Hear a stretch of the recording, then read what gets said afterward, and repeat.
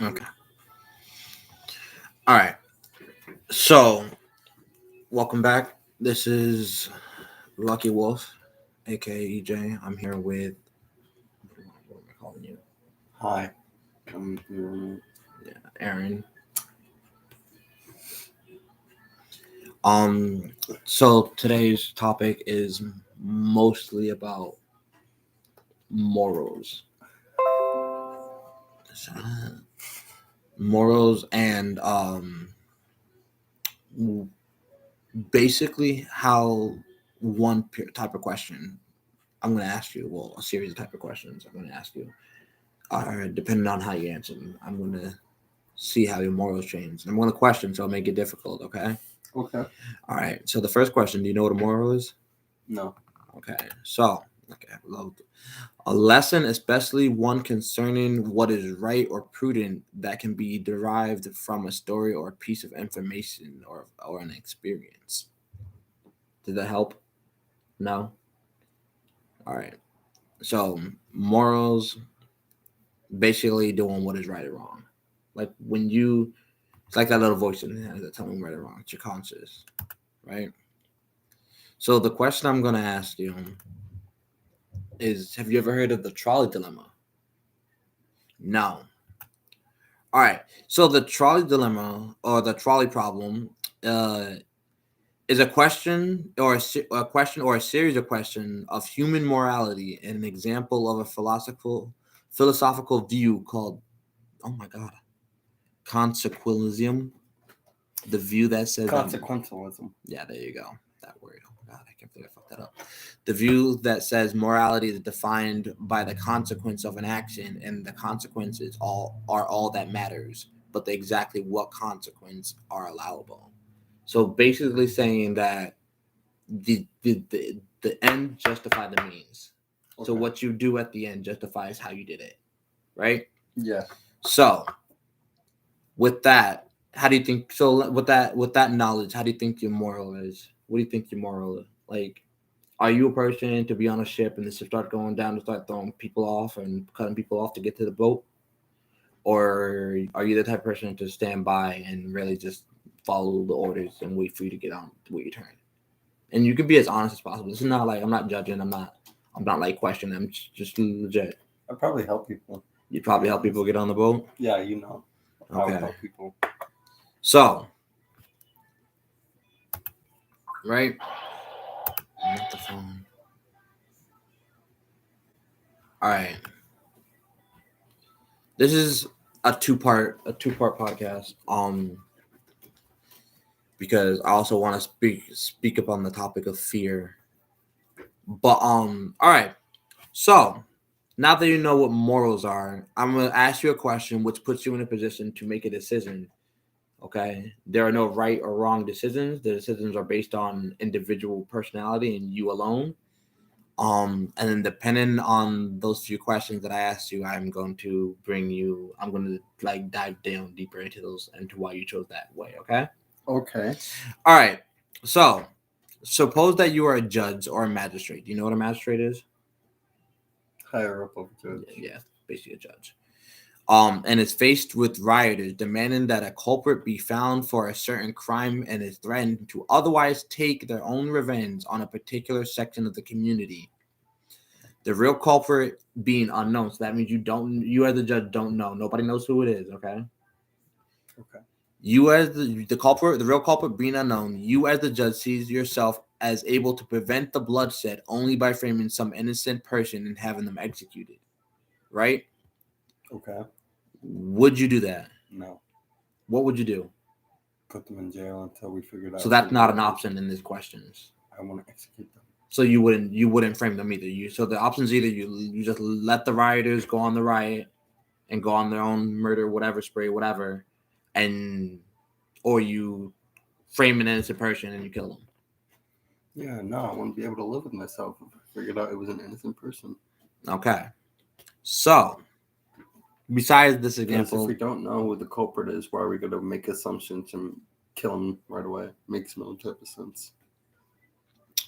so I'm gonna get on that topic. I'm not gonna dive too deep into your questions right now. I'll tell you. All right. So besides this example, let's place another in which apply. Okay. To make a parallel, I'm trying to read out where I was. No, I didn't read that one before. Here it is. Down here. Excuse me. I'm trying to figure out. All right. Here we go. Yes. You're the driver of a train who brakes have just failed, right? Yeah. On the track ahead of you are 5 people. The banks are so steep that they will not be able to get off the track in time. The track has a spear or a lever leading off to the right. If you press that lever, it will turn the trolley onto it. So it'll switch tracks. Unfortunately, on this other track, there's another person. You can turn the trolley, killing the one, or refrain from turning the trolley, killing 5 people. What do you do? Probably turn right. And kill the one? Kill one. And kill one instead of the 5? Yeah. Okay.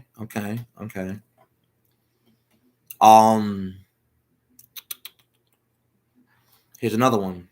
This is where I'm going to start, depending on your answer, I'm going to start asking questions on your answers. You are a great transplant surgeon, right? Okay. One of your patients needs a new heart, but it's a relatively rare blood type, so it's really rare. By chance, you learn that there's a healthy specimen with the very same blood type right next door, right? Mm-hmm. He's your patient as well. You can take the healthy specimen's heart, killing him, and give it to the other patient who needs it, or you let the patient die who needs it and sparing the other patient who has it. What do you do? Do these patients have families? You know nothing about these patients. No, nothing. You just know that one of them is dying and needs a heart, and one has one. It's a hard one. I probably just have to let him keep his own heart. So you're killing this other person. No matter what, someone's gotta die. Mm-hmm. So you're killing them. Yeah, no matter what, Okay. Someone's gonna die. I'm gonna let the guy keep his heart. So you chose different in the sense when I asked you about the first question, which was Framing. Yeah, being a judge and framing somebody innocent and executing them. You said no, that you wouldn't do that. No. Okay. Why? Makes no sense. In what sense? Because if we don't know who the suspect is, then why are we going to go straight away and kill the person? So are you saying, what I'm hearing is you're saying that you would feel less guilty if these people went on a rioting spree and even more people died? Well, no matter what, people are going to die, because if this person is still out there and we're going to kill someone, someone's going to die. Let's say he'll stop once you frame somebody. That wasn't the question, though. No, it's not. So we don't know that the person will still keep killing. We just know. So like I said, these questions are meant to put you to judge the morals. Exactly. In the sense of what you would do. I'm still going with my answer. So I'm trying to figure out why. In which sense does it make sense? Because, if you're not gonna be justice and kill a person straight away, then what part of you being a judge? So I will say that me being a judge, I would, if it coming from the judge's perspective, if it seems to cease less violence and stops the crime, and I think it will stop the crime, I will sure as hell commit somebody going. I wouldn't be able to. Now, the surgeon, or you said that the trained one, that you would pull the lever, right? Mm-hmm. Why? Just one person versus 5. Have you ever heard the needs of the many outweigh the needs of the few? Nope. Do you know do you have any idea what that might mean? Mm-mm. Take a guess. The needs of the many outweigh the needs of the few. It basically means what it sounds like. The needs of the many. So here's a question, right? Here's another question, right? You're in the apocalypse, zombie apocalypse. You are the owner, and we'll say, rulings person of your own settlement that's really good. All right, it's really good on defense. You have, we'll say, 15 people, right? I wouldn't want to work with people. Just hear me out. Just hear me out. You got 15 people, right? Okay. You're low on food. You have enough food to feed these 15 people plus you for the winter. Mm-hmm. Okay, the winter's coming right up. Even having one extra person will cause at least 3 people to die. That's already in the settlement. Okay, now a person comes running up to you or running up to your gates with a horde of zombies behind them, all bruised up. You can't tell if they've been bitten or not. What do? Do you open the gates for them? If I can't tell, then no, I'm not going to. So that right there is what the needs of the mini. Why wouldn't you open the doors? Because he's going to be a threat to my life. He could be a threat to me. And I don't know if he's bitten or not. So we'd have to prove it. So that right there is a prime example of the needs of the many outweighs the needs of the few. The survival for you and your settlement outweighs the need to outweighs the risk for to have this person who may not even be bitten, but you don't know them. You don't know they look too banged up, and they're being chased by a horde of zombies. So if he's all bruised and jacked up in the zombie apocalypse running up to your gate, he's most likely banned. I mean, you gotta think about it. No one's all freshly clean in the zombie apocalypse, so you never know. This person could just be dirty as fuck, hiding in the dirt. And they're like, then yeah, they're most likely banned. And even if they weren't bit, you adding one more person would kill 3 people in your settlement. What do? You're not opening them gates, or you opening them? Okay, yeah. So that right there shows the needs of the many. The need for all of your people in your settlement to survive outweighs the risk to have one person come in. So that's what that means. All right, here's another one. Ready? Okay. You're another transplant surgeon. Okay. You got 5 patients who need new parts. One needs a heart. The other needs respectively a liver, stomach, and the spleen and the spinal cord. Right? But all of the same relatively rare blood type. By chance, you learn that there's a healthy specimen with the very same blood type next door. You can take the healthy specimen's parts, killing him, and install all the patients, saving them, or you can refrain from taking the healthy specimen's parts, letting the patients die. Well, when you say take, what do you mean by take? You're killing this man. Like Are we asking him first, like for permission, or are we just gonna that's not in there? Chloroform. That's not in there. That just you're taking it. Well, I'd ask first. When does taking involve asking? No, you're taking it. Asking is asking. Taking is taking. Then, no, I'm not gonna take people's limbs. Well, you're not taking their limbs. You're taking their. I'm not gonna take people's parts. No, I'm not gonna randomly. That's illegal. One. Let's say you can get away with it. Let's say you're relieved of any legal obligations. So you're not. You can't use that. I'm just saying. Put in a hypothetical. What would you do? Would your answer still the same? Nope. Yep. Okay. Now, ready? I'm put about a twist on it. I'm about to put a twist on it. Okay. Let's say 5 of your closest family members are in there needing those parts. What would you do? I don't know. I want to be able to. I want to be able to take someone's organs. I want to be able to live with myself if I did that. Even knowing that I love my family. Don't get me wrong. I love them to the end of the world. You would let them. I'd try. I would. They would definitely try, but I wouldn't. They wouldn't. They wouldn't be happy with me if I took someone's organs for them. Okay. They would not be happy with me if I did that. They would throw me out of their lives if I did that for them. Okay. It's interesting. Once again, if you would ask me, my answer would be completely different in both scenarios. One, if the patient needed these organs, would I as a doctor try to save them?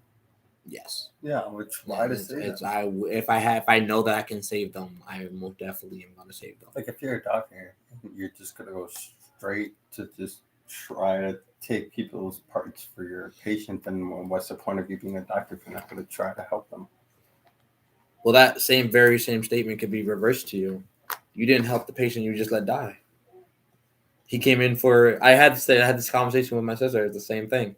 Is that you can't, you as a doctor, they come into your hospital, they're not wanting to die, they expect you to help them, save them, so you made the choice to let them die. You made that physical, that verbal choice, Well, or no mental matter choice. what, someone is going to die, and Mhm. someone is also going to hate me. So no matter what, I'm fucked. So it doesn't matter in that scenario. Someone is going to put a hit on my head, most That's likely. not a matter about a hit or whatnot, or whether they hate you. Just as, yes, you're right. Regardless in that scenario, all these questions, most of these questions are going to regard around you having to make a choice. Someone is going to something, or someone is going to die, and that's the judge of the morality. Your people are really pushed to the limits and judge the morality at the very edge of the limit. And this is like as close as we can possibly get without having to put you in an actual scenario, right? Here's a different question around the same thing. You're a president, right? You've just been told that Russia had launched an atom bomb toward New York. The only way in which the bomb can be prevented from reaching New York is by deflecting it. But the only deflection path is available will take the bomb into Worcester. You can do nothing, letting all of New York die, or you can press the button, deflecting the bomb, killing all of Worcester. It's just a smaller town than New York. New York is like a whole thing. Worcester is a tiny, like a town. I mean, either way, it's gonna suck for me, but I think I'd deflect it. To be honest, deflect it? I mean, if Russia's sending bombs and nukes towards the U.S., no matter what, the U.S. is fucked. But I think I'd go with Worcester because it's a smaller town. Here we go again. You are a president. Same thing. You've been told that Russia launched an atom bomb towards New York. The only way in which the bomb can be prevented from reaching New York is by dropping one of your own. We'll call it the American bomb, right? We'll pulverize the Russian bomb. Oh, wait, no. Yeah. The only way in which the bomb can be prevented from reaching New York is by dropping one of your own atom bombs on Worcester. The blast of the American bomb will pulverize the Russian bomb, will pulverize, saving New York. Now, you as the president, do you press that button launching that missile? Probably.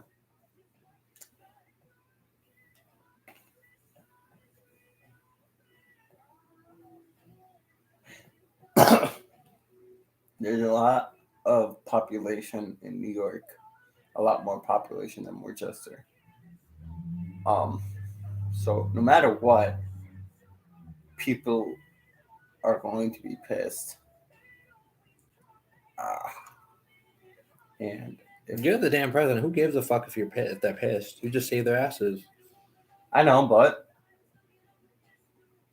I don't know. I have a kind heart. I do kind of a heart, but I think I would press the button. You would press the button? What would you do? I'd press the button. Now, when it comes to the other one, am I deflecting it? No. Oh, you're gonna let all of New York die.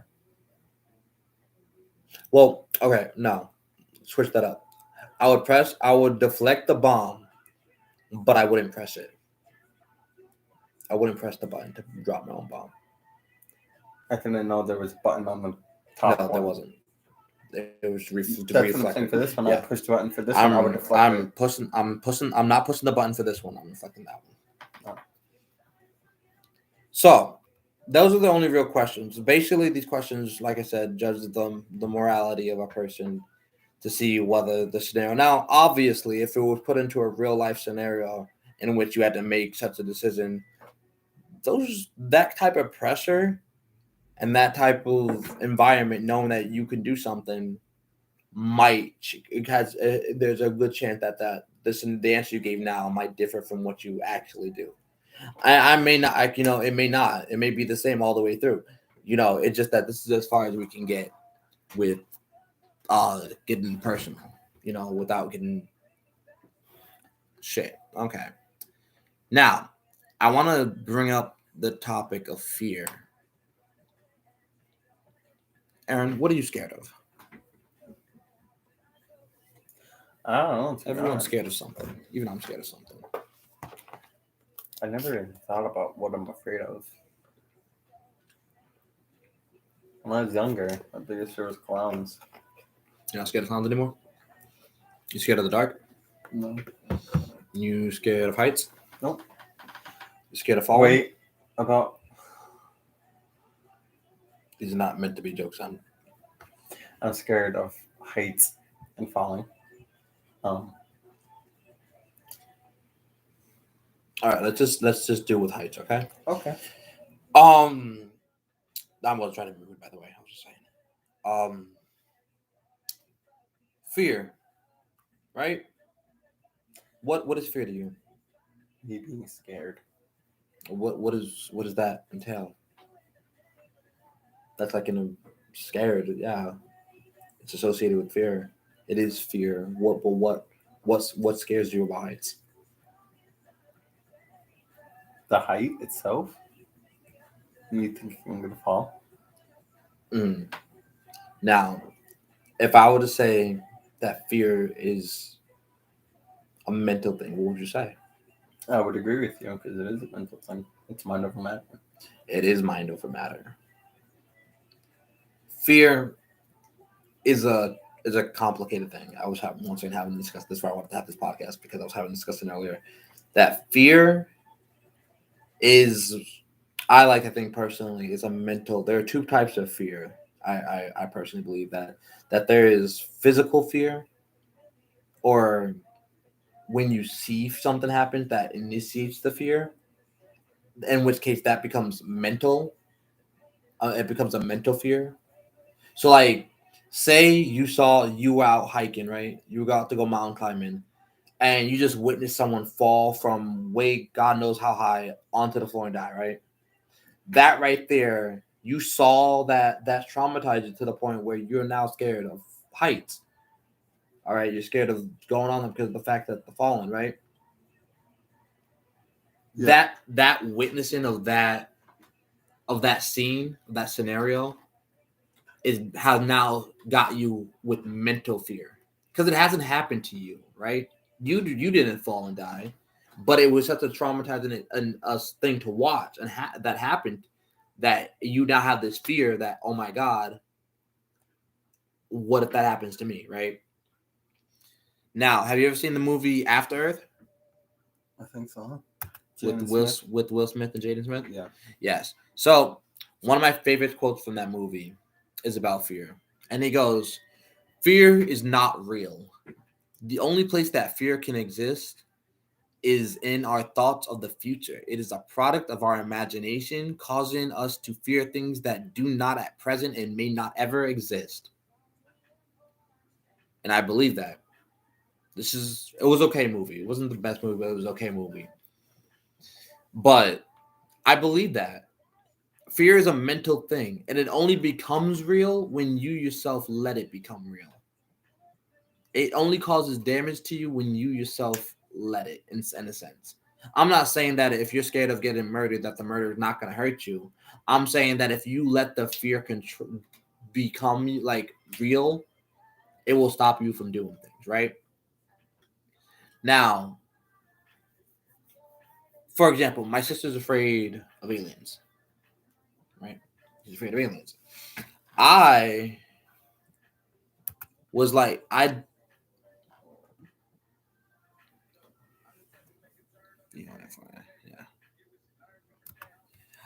was particularly telling her that in that scenario in which that causes you fear, you didn't witness that fear. You didn't witness that happen. You didn't witness someone just get abducted, right? You didn't get abducted yourself. You didn't see anything.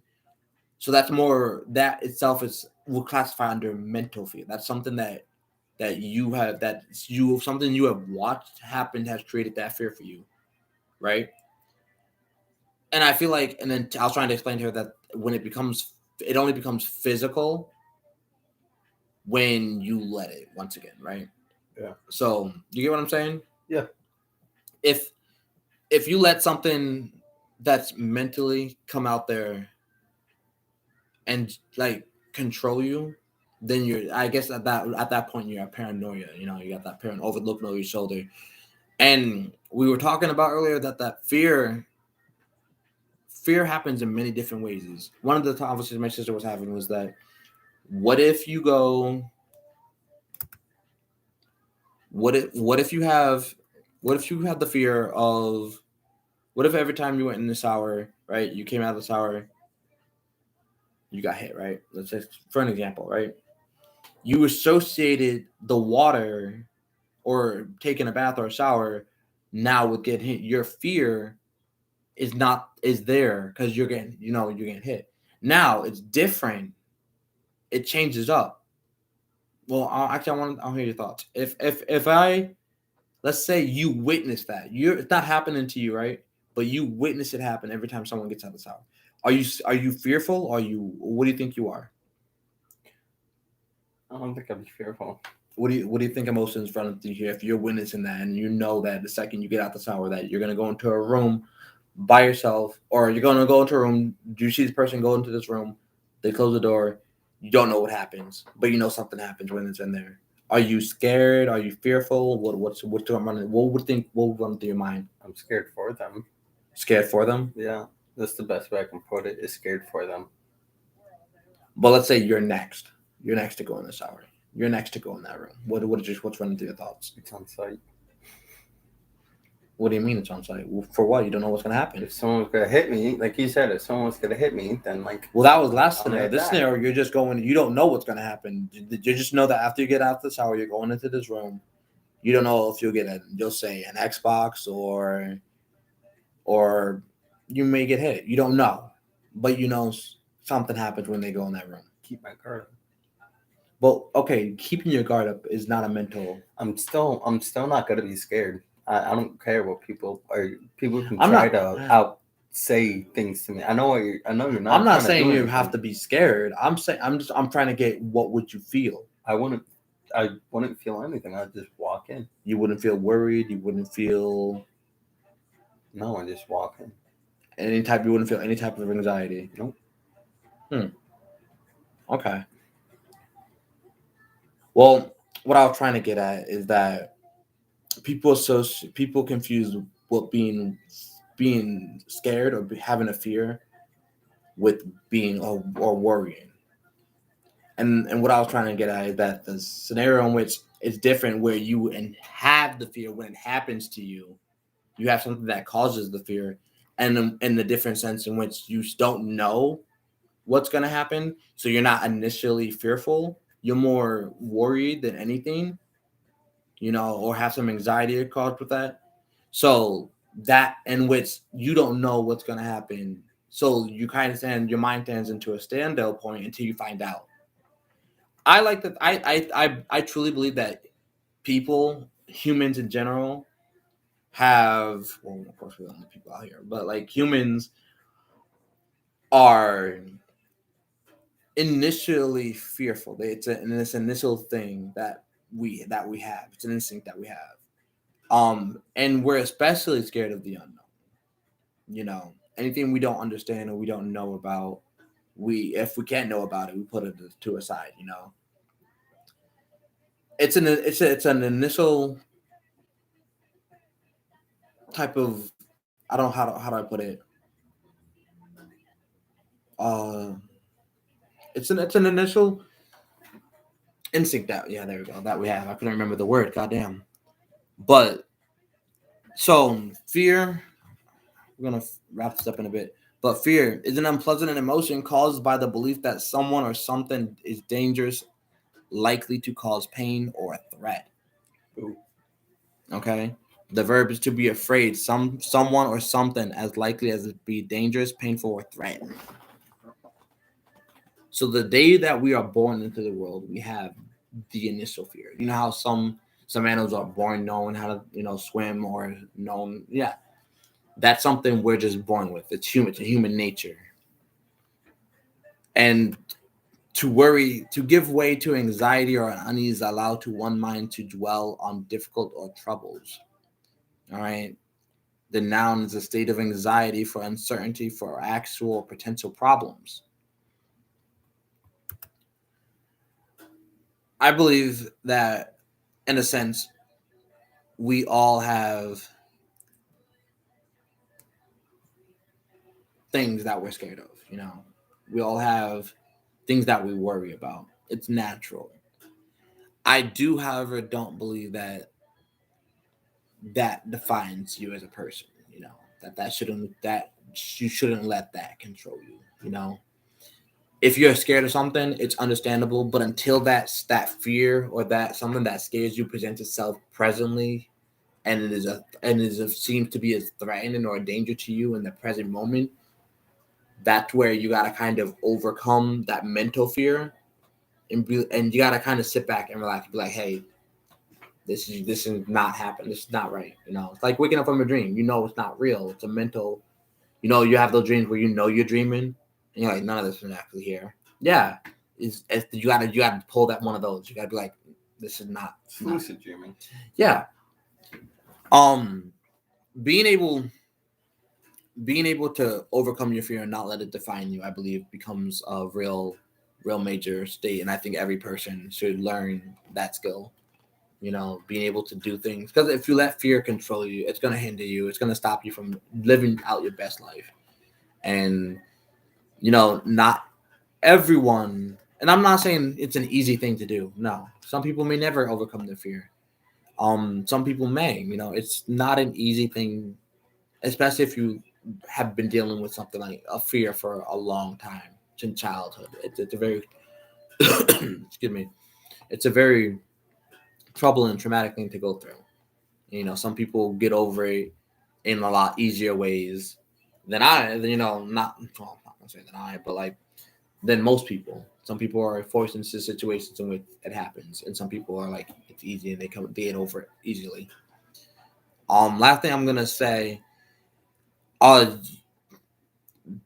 do not let fear control your life. Don't let it stop you from being you. Don't let it stop you from living the best life you can live. If you do, then because you got to think about it. Fear does not, like I said, presently in the moment. Are you getting attacked? Am I getting attacked by spiders right now? No. So I have no reason to be scared of it. It's not happening. Now, I'm not saying if a spider got on me right now that I wouldn't be screaming, because hell, no, I don't do spiders. I don't do insects. But am I scared? Am I scared like right now? No, it's not. It's not. It may never happen. I may never get touched by a spider. But but yeah. So that's the end of that. All right. Well, I thank all who joined. I hope you enjoy this. I will see you next time. Peace out.